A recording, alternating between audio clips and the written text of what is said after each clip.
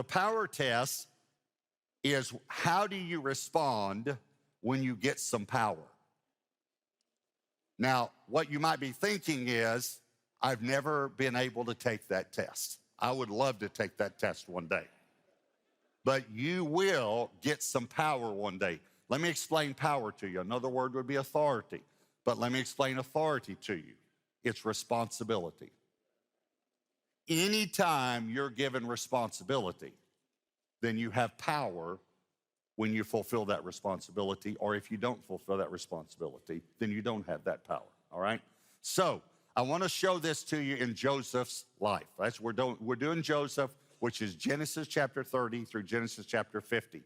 I'm going to have to skip around a little bit in Genesis 41 so that we've got enough time for the message, okay? The first 7 verses, though, of chapter 41 are 2 dreams that Pharaoh had. Pharaoh dreamed there were 7 fat cows and 7 lean cows, and the 7 lean cows ate the 7 fat cows. Then he dreamed there were 7 full grains or heads of wheat, and there were 7 lean or parsed heads of grain, heads of grain, and they ate the 7 full ones, okay? So then we pick it up in verse 8. Now it came to pass in the morning that his spirit was troubled. That's talking about Pharaoh.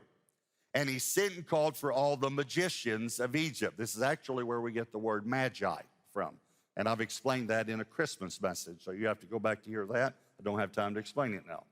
And they came from Balaam. I don't have time to explain that. I just hoping you'll get hungry and say, I think I'll read about that later, all right. And Pharaoh told them his dreams, but there was no one who can interpret them for Pharaoh. Then the chief butler spoke to Pharaoh. Remember, Joseph interpreted a dream for him in prison and said, I remember my faults this day. In other words, I remember that someone interpreted my dream and I was supposed to tell you about it, but it's been 2 years since then. Verse 14, then Pharaoh sent and called Joseph, and they brought him quickly. I just want you to notice this, because the power test comes quickly. You can be called into the boss's office one day with one position and walk out of his office with another position. So it can come, the power test always comes quickly. Now, what I mean by that is you're saying, yeah, but it's been 7 years I've been waiting for this. I know that, but one day it happens just like that. That's the point, okay? They called him quickly out of the dungeon, and he shaved, changed his clothing, and came to Pharaoh. Obviously, he needed a shave and new clothes. Okay. Chapter 41, verse 37. So he interprets the dreams. So the advice was good in the eyes of Pharaoh and in the eyes of all his servants. And Pharaoh said to his servants, can we find such a one as this, a man in whom is the Spirit of God? Notice again, unbelievers recognized a wisdom that Joseph had, they attributed to God. Then Pharaoh said to Joseph, inasmuch as God has shown you all this, there is no one as discerning and wise as you. You shall be over my house, and all my people shall be ruled according to your word. Only in regard to the throne will I be greater than you. So this is the power test. Now, let me say something. The pride test is how we respond to the dream. The power test is how we respond to the destiny. To give you another one, use another test, the prison test is how we respond when bad things happen. The power test is how we respond when good things happen. So let me just help us again where we are. Joseph is now 30 years old. He has not fulfilled his destiny. He has just started his destiny. He has been given power. Now we're going to see how he handles that power and that authority. One day, you will be given power and authority, if you haven't already been, wherever you are, or whatever God has called you to do. But please hear me. It is a huge test, And I'm going to call it something other than the power test just for a moment so that we get it. It is the test of success. It has been the hardest test I've ever taken. It was much harder than taking the test when I couldn't pay my bills. Success is a huge test that we all go through. We get success in some area, and there's a test. In other words, what's amazing to me is like someone says to us, hey, I'm going to be out of town next week, and it's our group leader, our small group leader. Would you teach the small group next week? You say, oh, I couldn't do that. I've never taught the small group. I can't do that. It's not my gift. You're going to have to ask somebody else. And it'd be funny to me if he says, well, I asked everybody else because I thought of you last, but, but you're the only choice I have now. But let's just say he said, well, I really believe I prayed about it, and I believe God told me that you're supposed to do it. And so you reluctantly agree. And then you're scared all week. You're scared to death. You work real hard. You teach, and God puts his hand on it. And you even are thinking to yourself, wow, this is coming out really well. Thank you, Lord. And then people come up to you and say, that was fantastic. You did a great job. You could probably lead a small group for yourself one day. And on the inside, you think, yeah, I knew I'd be good at this. You just failed the power test. So here are my 3 points, and I phrased them in questions. Number 1, from where does power come? From where does power come? Thomas and I are grammarians, and so we talked about this. I had to use correct grammar. But for some of you that are thinking, what does that mean? Where does power come from? That's another way to say it, okay? Where does it come from? All right, but I can't end the sentence with a preposition if y'all don't mind. Okay. From where does power come? Anybody have an idea? God, obviously. Psalm 62:11, God has spoken once, twice I've heard this, that power belongs to God. This next verse, I've told y'all this before about other verses, but I say it all the time, is the funniest verse in the Bible. So I say that a lot, I know, but a lot of verses are funny to me. John 19:10, then Pilate said to him, that's Jesus, are you not speaking to me? Now here's the funny part. Do you not know that I have power to crucify you and power to release you? Can I remind you that he's speaking to the creator of the universe? But watch what Jesus does. Jesus answered, you could have no power at all against me unless it had been given you from above. All power comes from God. There must come a recognition in us that even though we work hard, it's God that has blessed us. This is the balance. There's a balance between, it's just all God, brother, and I've worked very, very hard, but God has blessed me. And then the other side of it's just all God is, well, I know God has helped me in my church life, but in my business, it's been me. Or it is I, if you want me to use grammar, okay, all right. There's got to, in Christians, in believers, we should say, I've worked very hard, yet God has blessed. In other words, a farmer would say, I plowed, I tilled, I planted, but God made it rain. So that's what I think Joseph understood. So I promise you, you will take this test. Now, here's something else you need to know about power. There is actually a God-given righteous desire for power. And I'll explain that in the next point a little more. We were created by an omnipotent God, all-powerful. God has power, so power is not bad. So you actually have a God-given desire for power. Jesus even said, if you desire to be first, then be the servant of all. Timothy and Titus said, if a person desires the office of an overseer, that's the word for bishop, an overseer, in other words, to have power, he desires a good thing. In other words, he's desiring to have power even in the church so that he can help people. Is everyone following me? That's not a bad thing. But if you don't believe that we're born with this desire for power, watch the youngest child in the family if you get a dog. Because the youngest child now has someone to boss around. That was Elaine in our family. When we got dogs, that's my dog. Because she wanted to tell, because she got told what to do by mom, dad, Josh, and James. And that's true, isn't it? Josh, you know, they told us when it's fun when your kids get older because they start confessing. Because they know they can't get grounded anymore or spanked. Josh and James, when she was young, would hold her head in the pillow and say, pray about it. I'm sorry. This great Bible teacher that, you know, that's the way he was when he was young. Just wanted you to know he needed to get saved, okay?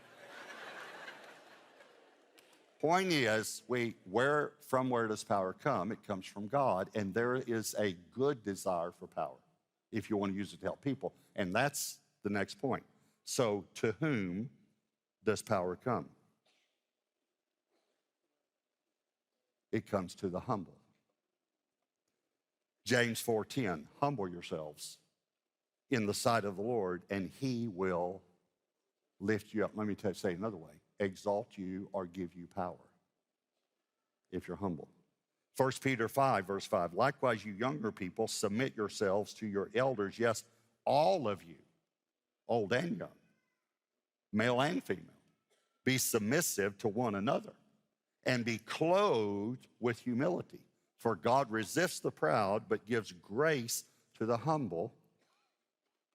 And I want to come back to the word grace. Therefore, humble yourselves in the mighty hand of God, that he may exalt you, lift you up, give you power in due time. But let me give you, there's what grace is and what grace does. Grace is unmerited favor, but what it does is another one of the definitions of it is enablement.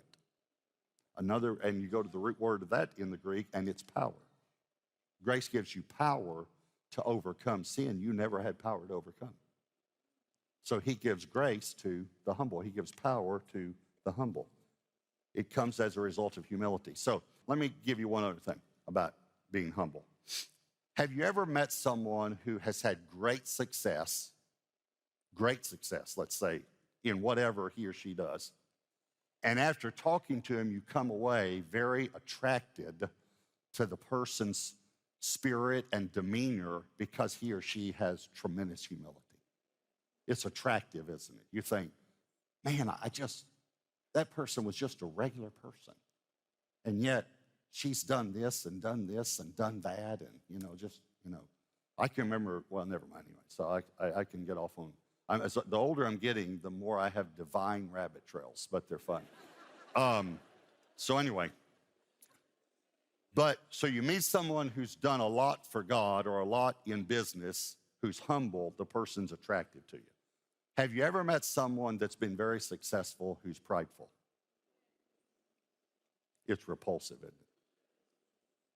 Now, and then I'll tell you something. Have you ever met someone that's never done anything and is prideful? That's just stupid.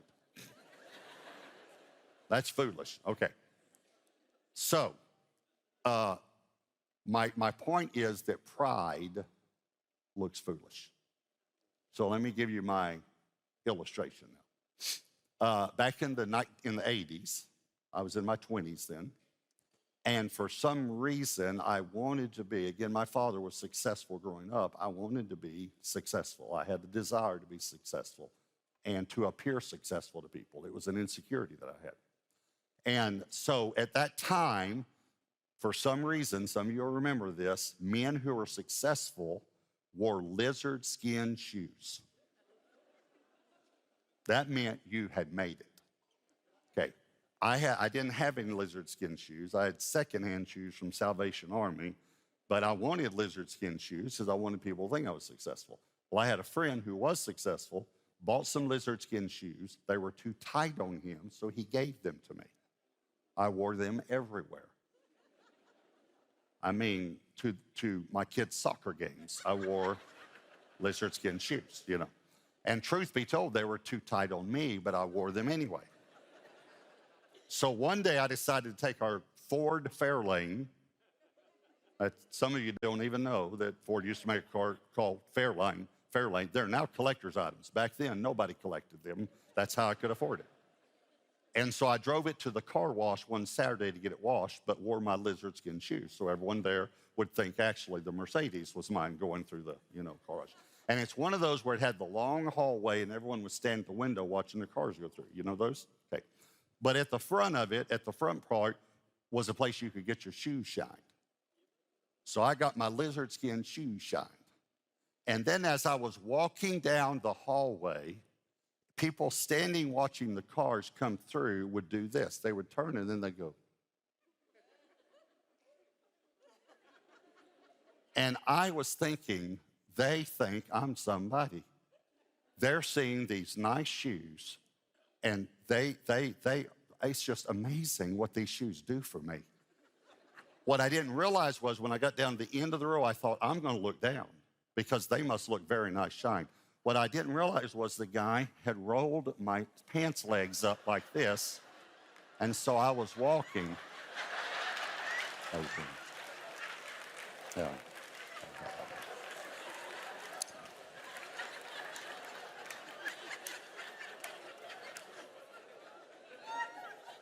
My point is that pride looks foolish.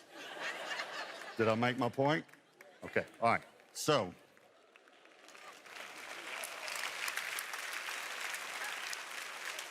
here's point number 3, and it's quick. Why does power come?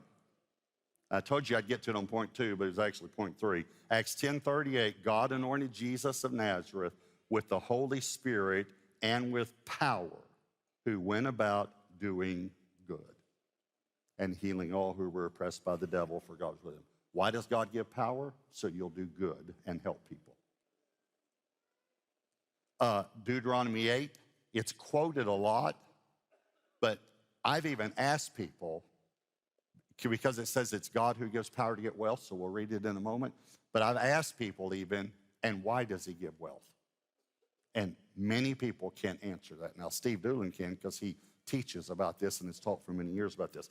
Deuteronomy 8:17, then he says, when you enter the promised land, that's where we're coming. He's basically saying, don't say in your heart, my power and the might of my hand have gained me this wealth.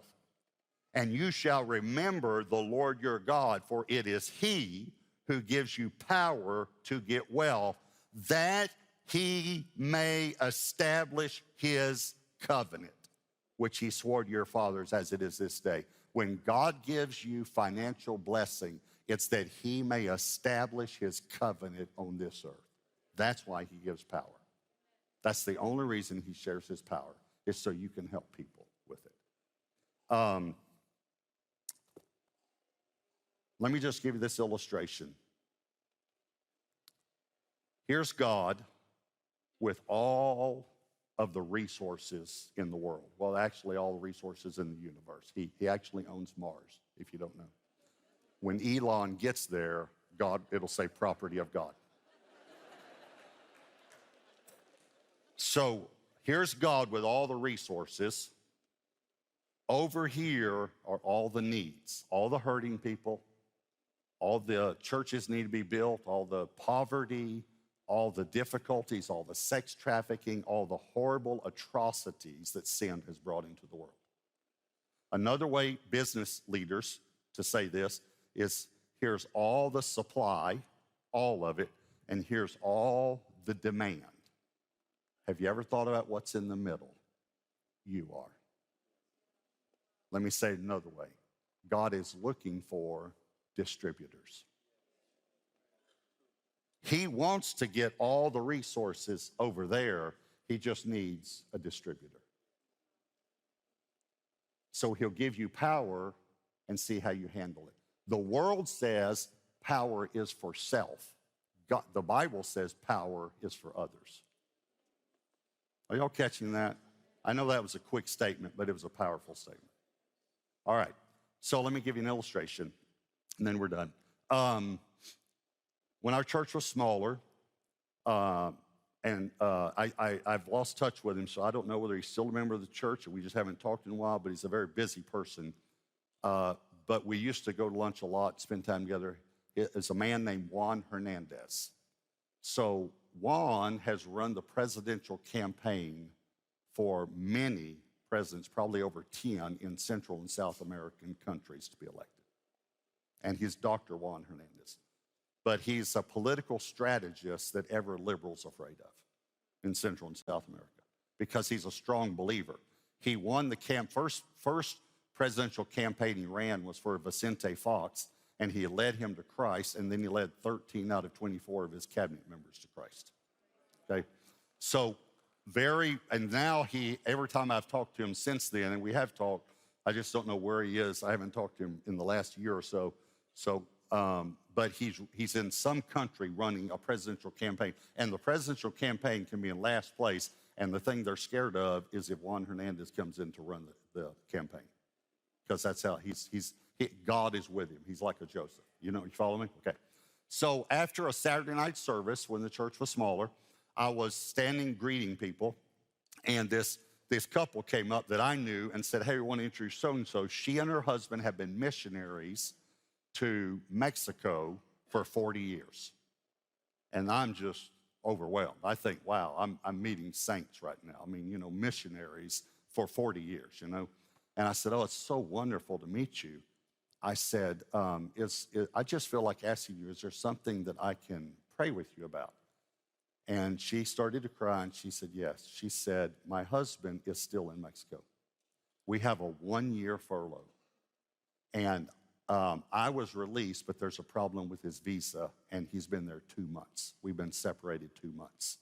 And it's 2 months of our 1-year furlough, And we've tried every avenue, and we don't know what it is. And I said, well, we have a guy in our church named Juan Hernandez who knows a lot and has helped he knows the president very well. So I said, let me get your name and number and talk to him to see if he can do something to help. Next service, I'm standing down at the front talking to people after the service. This guy comes up and said, hey, I wanted to introduce myself to you. I haven't met you yet. We're new here at the church. And his name was Jose something. I don't remember his last name. He helped translate one of my books into Spanish. And he said, I'm Juan Hernandez's cousin. And I said, oh, I want to get in touch with Juan because I told him about this lady and about her husband. And he said to me, I will take care of it. And I said, okay. I said, how will you take care of it? He said, I'm the Minister of Immigration for Mexico.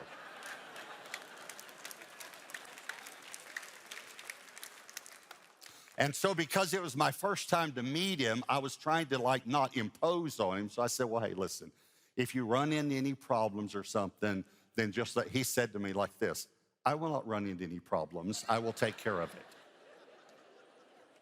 On Monday, he had his visa. On Tuesday, he boarded a flight and came home, the missionary.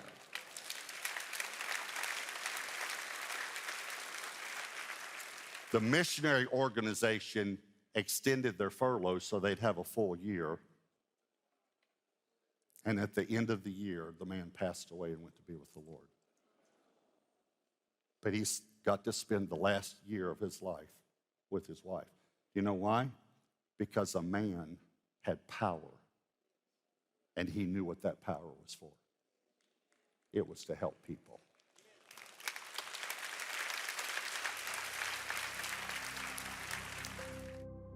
Omnipotent. I don't know if you know, but that's actually 2 words put together. Omni, which means all, and potent, which means power. God has all power. Here's the good news. He wants to share his power with us. And why? So that we can help other people. That's what the power test is all about. He gives us some power and he allows us to get used to it. And then he can give us some more, and he can give us some more, and he can give us some more. So don't get hung up that you failed this test, because we've all failed this test at some point or another. We've all failed all of these tests.